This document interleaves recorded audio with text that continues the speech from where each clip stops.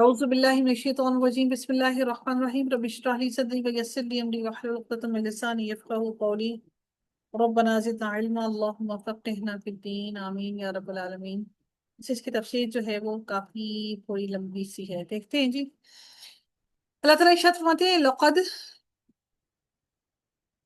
لقد رضي الله عن المؤمنين إذ يبايعونك تحت الشجرة فعلم ما في قلوبهم فأنزل السكينة عليهم وأثابهم فتحا قریبا۔ اللہ تعالیٰ فرماتے ہیں کہ یقیناً اللہ تعالیٰ مومنوں سے خوش ہو گیا جبکہ وہ درخت تلے تجھ سے بیعت کر رہے تھے، یعنی نبی صلی اللہ علیہ وسلم سے بیعت رضوان کر رہے تھے اس وقت۔ اللہ تعالیٰ کہتے ہیں کہ ان کے دلوں میں جو تھا اسے اس نے معلوم کر لیا، یعنی ان کے دلوں کے اندر جو جذبات تھے اللہ تعالیٰ نے ان کو معلوم کر لیا اور ان پر اطمینان نازل فرمایا، یعنی وہ نہتے تھے، جنگ کی نیت سے نہیں گئے تھے، اس لیے جنگی ہتھیار کی تعداد بھی نہیں تھی ان کے پاس۔ اس کے باوجود جب نبی اکرم صلی اللہ علیہ وسلم نے حضرت عثمان کا بدلہ لینے کے لیے ان سے جہاد کی بیعت لی تو سب کے سب ہی لڑنے کے لیے تیار ہو گئے، یعنی ہم نے موت کا خوف ان کے دلوں سے، اللہ تعالیٰ فرماتے ہیں کہ ہم نے ان کے دلوں سے موت کا خوف نکال دیا اور اس کی جگہ صبر اور سکینت ان پر نازل فرما دی، جس کی بنا پر انہیں لڑنے کا حوصلہ ہوا۔ اگر اللہ تعالیٰ چاہتے تو ان کو وحی کے ذریعے بتا دیتے کہ حضرت عثمان غنی رضی اللہ تعالیٰ عنہ ان کی شہادت نہیں ہوئی، لیکن اللہ تعالیٰ کی اس میں بھی حکمت تھی کہ کیونکہ غیب کا علم صرف اللہ تعالیٰ کو ہے، تو پھر اور اللہ تعالیٰ ان کے ایمان کو بھی جانچنا چاہتا تھا، پھر اللہ تعالیٰ نے فرمایا اور ان پر اطمینان نازل فرمایا اور انہیں قریب کی فتح نصیب فرمائے۔ اس سے مراد ہی فتح خیبر ہے جو یہودیوں کا گڑھ تھا، اور حدیبیہ سے واپسی پر مسلمانوں نے اسے فتح کر لیا۔ وَمَغَانِمَ كَثِيرَةً يَأْخُذُونَهَا وَكَانَ اللَّهُ عَزِيزًا حَكِيمًا، اور بہت سی غنیمتیں جنہیں وہ حاصل کریں گے اور اللہ غالب حکمت والا ہے۔ یہ وہ غنیمتیں ہیں جو خیبر سے حاصل ہوئیں، یہ نہایت زرخیز اور شاداب علاقہ تھا، اسی حساب سے یہاں سے مسلمانوں کو بہت بڑی تعداد میں غنیمت کا مال حاصل ہوا، جسے صرف اہل حدیبیہ میں تقسیم کیا گیا۔ پھر اللہ تعالیٰ فرماتے ہیں وَعَدَكُمُ اللَّهُ مَغَانِمَ كَثِيرَةً تَأْخُذُونَهَا فَعَجَّلَ لَكُمْ هَٰذِهِ وَكَفَّ أَيْدِيَ النَّاسِ عَنْكُمْ وَلِتَكُونَ آيَاتًا لِّلْمُؤْمِنِينَ وَيَهْدِيَكُمْ صِرَاطًا مُّسْتَقِيمًا۔ اللہ تعالیٰ نے تم سے بہت ساری غنیمتوں کا وعدہ کیا ہے، یہ دیگر فتوحات کے نتیجے میں حاصل ہونے والی غنیمتوں کی خوشخبری ہے جو قیامت تک مسلمانوں کو حاصل ہونے والی ہیں۔ اللہ تعالیٰ پھر فرماتے ہیں جنہیں تم حاصل کرو گے بس یہ تو تمہیں جلدی ہی عطا فرما دیں، یعنی فتح خیبر یا صلح حدیبیہ، کیونکہ یہ دونوں تو فوری طور پر مسلمانوں کو حاصل ہو گئیں اور لوگوں کے ہاتھ تم سے روک دیے، یعنی حدیبیہ میں کافروں کے ہاتھ اور خیبر میں یہودیوں کے ہاتھ اللہ نے روک دیے، یعنی ان کے حوصلے پست کر دیے اور وہ مسلمانوں سے وہ دور ہو گئے، تاکہ مومنوں کے لیے ایک نشانی ہو جائے، یعنی لوگ اس واقعے کا تذکرہ پڑھ کر اندازہ لگا لیں کہ اللہ تعالیٰ قلت تعداد کے باوجود مسلمانوں کو محافظ اور دشمنوں پر ان کا غالب کرنے والا ہے، ان کو غالب کرنے والا ہے۔ یا یہ روک لینا تمہیں ان باتوں پر کہ رسول اللہ صلی اللہ علیہ وسلم کی صداقت کی نشانی ہے۔ اللہ تعالیٰ پھر فرماتے ہیں اور تاکہ وہ تمہیں سیدھی راہ چلائے، یعنی ہدایت پر استقامت عطا فرمائے اور اس نشانی سے تمہیں ہدایت میں اور زیادہ دے۔ پھر اللہ تعالیٰ فرماتے ہیں وَأُخْرَى لَمْ تَقْدِرُوا عَلَيْهَا قَدْ أَحَاطَ اللَّهُ بِهَا۔ پھر اللہ تعالیٰ فرماتے ہیں کہ اور تمہیں اور غنیمتیں بھی دے جن پر اب تک تم نے قابو نہیں پایا، اللہ تعالیٰ نے انہیں اپنے قابو میں رکھا ہے اور اللہ تعالیٰ ہر چیز پر قادر ہے۔ یہ بعد میں ہونے والی فتوحات اور ان سے حاصل ہونے والی غنیمت کی طرف اشارہ ہے، جس طرح چار دیواری کر کے کسی چیز کو اپنے قبضے میں کر لیا جاتا ہے اور پھر اس کے بارے میں بے فکری ہو جاتی ہے، اسی طرح اللہ تعالیٰ نے ان فتوحات کو اپنے اقتدار میں لیا ہوا ہے، یعنی ابھی تمہاری فتوحات کا دائرہ وہاں تک وسیع نہیں ہوا ہے، لیکن اللہ تعالیٰ نے انہیں تمہارے لیے اپنے قابو میں کیا ہوا ہے، وہ جب چاہے گا تمہیں اس پر غلبہ عطا کر دے گا، جس میں کوئی شک والی بات نہیں ہے، اس لیے کہ وہ ہر چیز پر قادر ہے۔ بعض نے احاطہ کے معنی عالمہ کے کیے ہیں، یعنی اس سے معلوم ہے کہ وہ علاقے بھی تم فتح کرو گے۔ پھر اللہ تعالیٰ فرماتے ہیں اگلی آیت کے اندر کہ وَلَوْ قَاتَلَكُمُ الَّذِينَ كَفَرُوا لَوَلَّوُا الْأَدْبَارَ ثُمَّ لَا يَجِدُونَ وَلِيًّا وَلَا نَصِيرًا، اور اگر تم سے کافر جنگ کرتے تو یقیناً پیٹھ دکھا کر بھاگتے، پھر نہ تو کوئی کارساز پاتے نہ کوئی مددگار پاتے۔ یہ حدیبیہ میں جو جنگ کے بارے میں کہا جا رہا ہے، اگر یہ قریش مکہ صلح نہ کرتے بلکہ جنگ کا راستہ اختیار کرتے تو یہ پیٹ پھیر کر بھاگ کھڑے ہوتے، کوئی ان کا مددگار نہ ہوتا۔ اس کا مطلب یہ ہے کہ ہم وہاں تمہاری مدد کرتے، اور ہمارے مقابلے میں کس کو ٹھہرنے کی طاقت ہے؟ کوئی اللہ تعالیٰ کے مقابلے میں ٹھہر نہیں سکتا۔ پھر اللہ تعالیٰ نے پھر فرمایا سنت اللہ سنت اللہ التي قد خلت من قبل ولن تجد لسنت اللہ تبدیلا۔ اللہ کے اس قاعدے کے مطابق جو پہلے سے چلا آیا ہے، تو کبھی بھی اللہ کے قاعدے کو بدلتا ہوا نہ پائے گا۔ یعنی اللہ کی یہ سنت اور عادت پہلے سے چلی آ رہی ہے کہ جب کفر اور ایمان کے درمیان فیصلہ ہونے لگے تو اللہ تعالیٰ اہل ایمان کی مدد فرما کر حق کو سربلند کرتا ہے، جیسے اس سنت اللہ کے مطابق بدر میں تمہاری مدد کی گئی۔ پھر اللہ تعالیٰ فرماتے ہیں وَهُوَ الَّذِي كَفَّ أَيْدِيَهُمْ عَنْكُمْ وَأَيْدِيَكُمْ عَنْهُمْ بِبَطْنِ مَكَّةَ مِن بَعْدِ أَنْ أَظْفَرَكُمْ علیہم وکان اللہ بما تعملون بصیرا۔ وہی ہے جس نے خاص مکہ میں کافروں کے ہاتھوں کو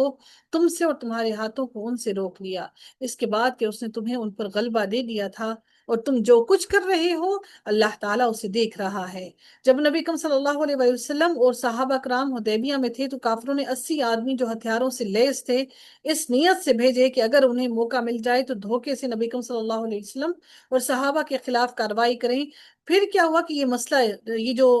اسلحے والے یہ جو لوگ تھے سارے کے سارے، جبل تنعیم تا نون عین یامین، تے نون عین یامین، جبل تنعیم کی طرف سے حدیبیہ میں آیا، جس کا علم مسلمانوں کو بھی ہو گیا، اور انہوں نے ہمت کر کے ان تمام آدمیوں کو گرفتار کر لیا اور نبی کریم صلی اللہ علیہ وسلم کے سامنے پیش کیا۔ تو ان کا جرم تو شدید تھا، اور ان کو جو بھی سزا دی جاتی صحیح ہوتی، لیکن اس میں خطرہ یہی تھا کہ پھر جنگ ناگزیر ہو جاتی،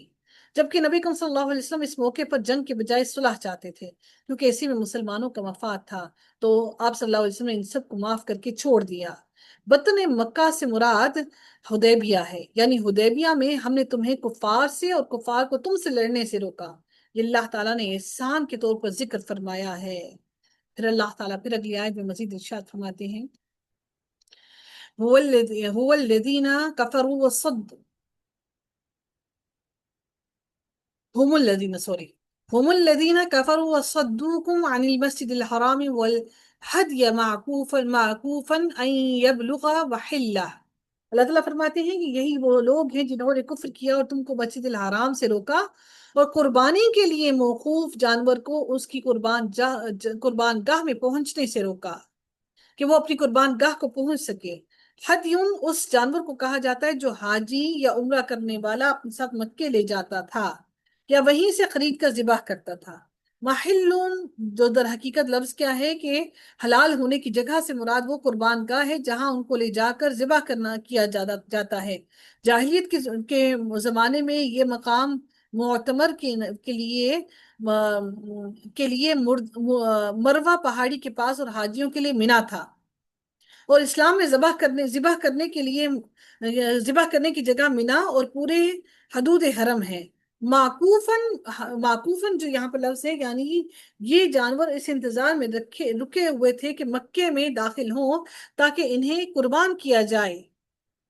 مطلب یہ ہے کہ ان کافروں نے ہی تمہیں بھی مسجد حرام سے روکا، اور تمہارے ساتھ جو جانور تھے انہیں بھی اپنی قربان گاہ تک پہنچنے نہیں دیا۔ اللہ تعالیٰ فرماتے ہیں کہ اور اگر ایسے بہت سے مسلمان مرد اور بہت سی مسلمان عورتیں نہ ہوتی جن کی تم کو خبر نہ تھی، یعنی مکے میں اپنا ایمان چھپائے ہوئے رہ رہے تھے، یعنی کہ ان کو کسی کو معلوم نہیں تھا کہ یہ مسلمان وہاں پر مسلمان ہیں۔ اللہ تعالیٰ کہتے ہیں وَلَوْلَا رِجَالٌ مُؤْمِنُونَ وَنِسَاءٌ مُؤْمِنَاتٌ لَمْ تَعْلَمُوهُمْ أَن تَطَاعُوهُمْ فَتُصِيبَكُم مِّنْهُم مَّعَرَّةٌ بِغَيْرِ عِلْمٍ۔ اللہ تعالیٰ فرماتے ہیں کہ اور اگر ایسے بہت سے مسلمان مرد اور بہت سی مسلمان عورتیں نہ ہوتی جن کی تم کو خبر نہ تھی، یعنی ان کے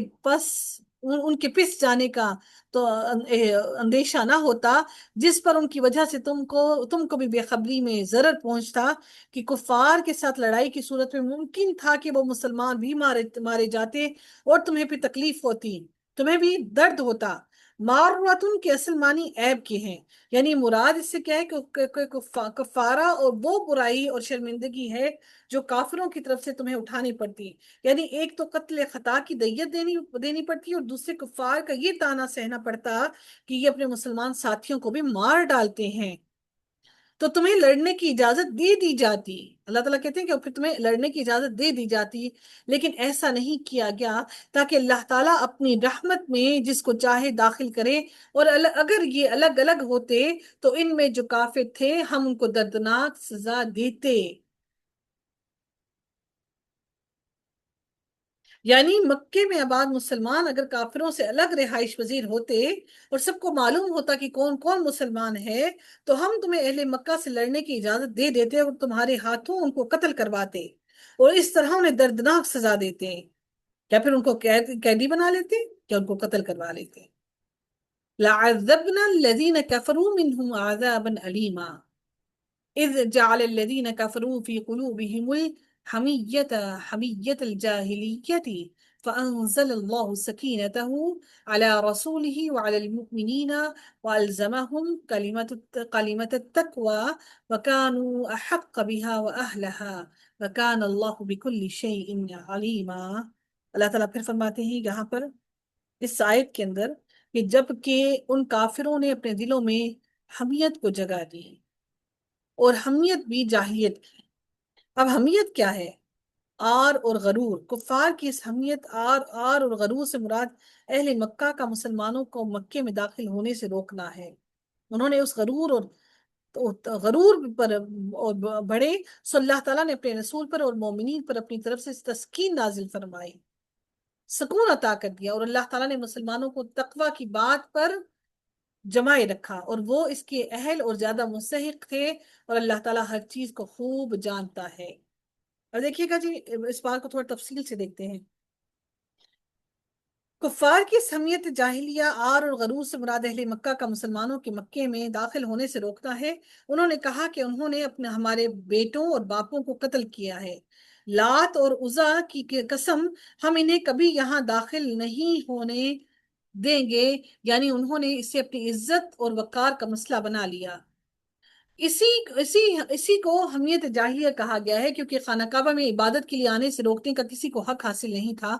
قریش مکہ کے اس رویے کے جواب میں خطرہ تھا کہ مسلمانوں کے جذبات میں بھی شدت آ جاتی، اور وہ بھی اسی طرح اسے اپنے وقار کا مسئلہ بنا کر مکے پر جانے پر اصرار کرتے، جس سے دونوں کے درمیان لڑائی چھڑ جاتی، اور یہ لڑائی مسلمانوں کے لیے سخت خطرناک ہوتی۔ اس لیے اللہ تعالیٰ نے مسلمانوں کے دلوں میں سکینت نازل فرما دی، یعنی انہیں صبر و تحمل کی توفیق دے دی، اور وہ پیغمبر صلی اللہ علیہ وسلم کے ارشاد کے مطابق حدیبیہ میں ہی ٹھہرے رہے، جوش اور جذبے میں آ کر مکے جانے کی کوشش نہیں کی۔ بعض کہتے ہیں کہ اس حمیت جاہلیہ سے مراد قریش مکہ کا وہ رویہ ہے جو صلح کے لیے اور معاہدے کے وقت انہوں نے اختیار کیا۔ یہ رویہ اور معاہدہ دونوں مسلمانوں کے لیے بظاہر ناقابل برداشت تھا، لیکن انجام کے اعتبار سے چونکہ اس میں اسلام اور مسلمانوں کا بہترین مفاد تھا، اس لیے اللہ تعالیٰ نے مسلمانوں کو نہایت ناگواری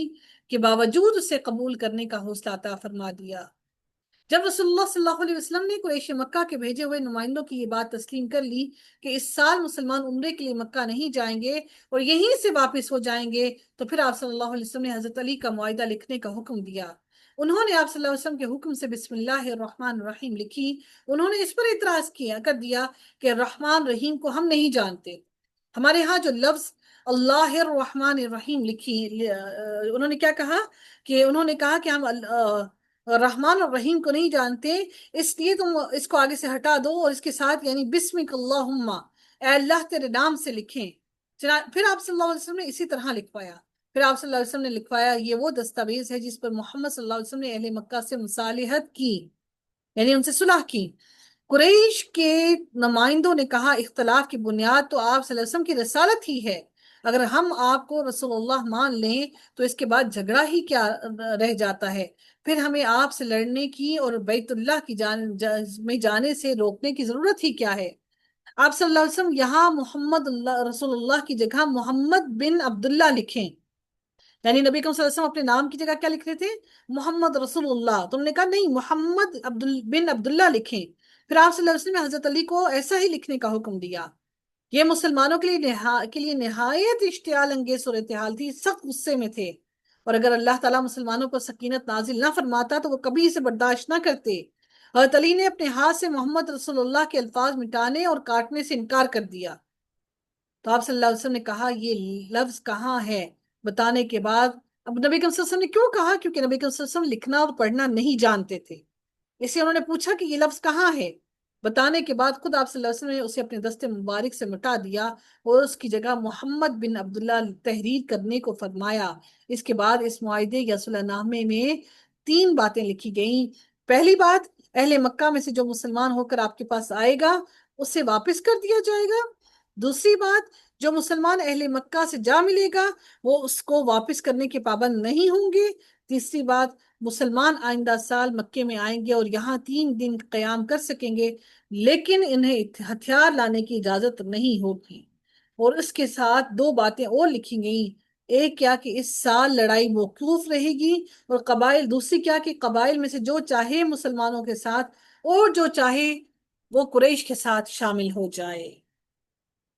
تو پھر اللہ تعالیٰ نے فرمایا کہ ہم نے ان کو اس بات پر جمائے رکھا، اس سے مراد کلمہ توحید اور رسالت یعنی لا الہ الا اللہ محمد رسول اللہ ہے، کہ جس سے حدیبیہ والے دن مشرکین نے انکار کیا، یا وہ صبر و وقار ہے جس کا مظاہرہ انہوں نے حدیبیہ میں کیا، یا وہ وفائے عہد ہے جس کو انہوں نے وفا کیا جو تقوی کا نتیجہ ہے۔ وَكَانَ اللَّهُ بِكُلِّ شَيْءٍ عَلِيمًا، اللہ تعالیٰ ہر چیز جاننے والا ہے، وہ ہر چیز سے باخبر ہے۔